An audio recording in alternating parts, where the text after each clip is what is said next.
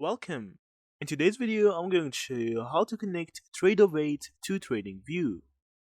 So the first thing that you need to actually do is to open the TradingView app and sign into your account.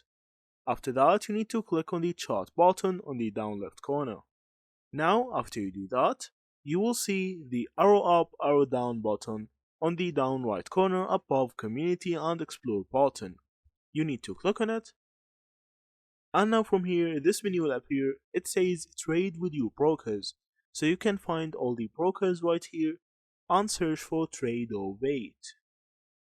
After that, you need to click on it. And now there's two options. The first one is the live account and the second one is the demo account. So you need to choose your account type.